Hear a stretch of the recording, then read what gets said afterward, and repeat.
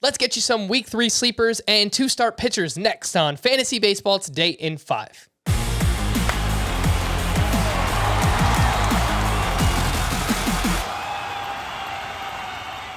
Welcome into FBT in 5. As always, make sure to follow and stream us on Spotify. Today is Friday, April 15th. I am Frank Sanford, joined by Scott White. And in terms of scheduling next week, it's a very even week. 12 teams have 7 games. 18 teams have 6 games. 0 teams have 5 games. You'll love to see it. All right, Scott, kick us off with some 2-start pitchers for week 3. All right, so there's 2 that I can actually see myself starting, but I'll recommend more than just 2 because you want your recommendations. I get that. So number 1 is MERRILL Kelly, who's only 52% rostered, and his last start against the Astros was good, and it was against the Astros, but the changeup wasn't getting as many swings and misses in that first outing as in spring training.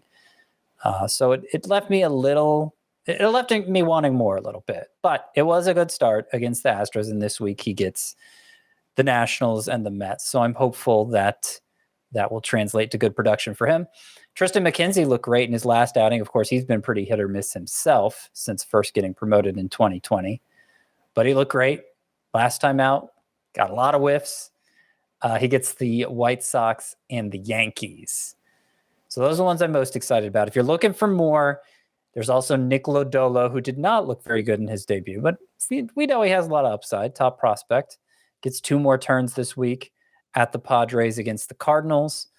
Also, Jordan Hicks, who's trying his hand at starting after spending a few years in relief.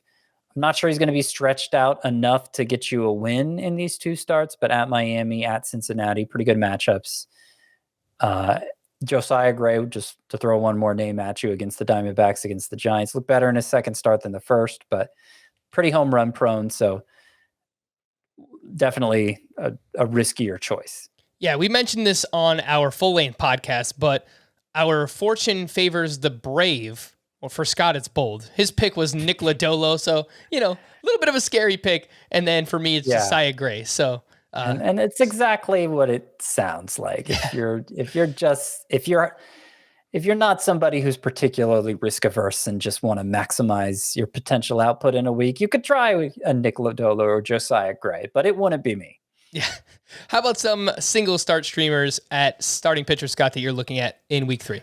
So I really like Matt Brash against the Royals. Of course, he looked great in his debut. That slider or curveball, or however it's classified, that breaking ball just was absolutely ridiculous. And the Royals, of course, don't have a very good lineup.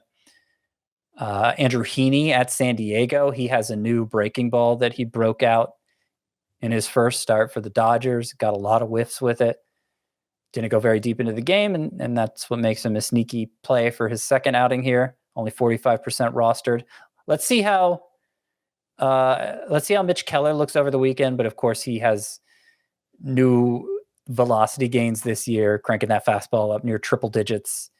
And if his weekend outing goes fine, his outing next week will be at Milwaukee, and it'll make him a pretty interesting play. All right, let's move over to the hitter side of things. Who are some that you are looking at rostered in less than 70% of CBS leagues?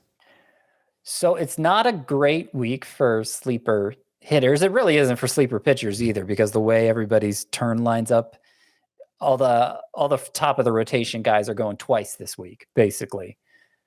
So that means less favorable matchups for hitters. But Connor Joe and Randall Grichuk, the 2 Rockies outfielders, are at the top of the list here.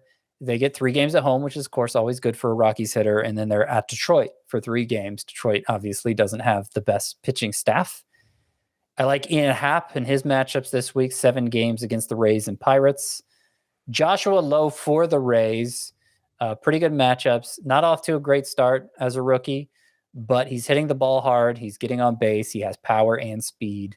I think he might be close to breaking through, and this could be the week. Seth Brown is only 14% rostered, so this is a really sneaky play for the Athletics. They have the best matchups of any team this week, going against the Orioles for 4 games and the Rangers for 3. And the one lefty they face so far, the Athletics started him. So they seem to be viewing him as an everyday player. I think with matchups like these, it's worth looking into. And then I'll give you one more name here, Jorge Mateo of the Orioles, their starting shortstop and a former top prospect, actually for your Yankees, Frank. He was once thought to be the heir to Derek Jeter. That didn't pan out, but he's finally getting a chance now in the majors. He's getting on base with walks. He's running when he gets on base, a lot of speed there. Steals don't matter in your league, then probably don't need to bother with Jorge Mateo.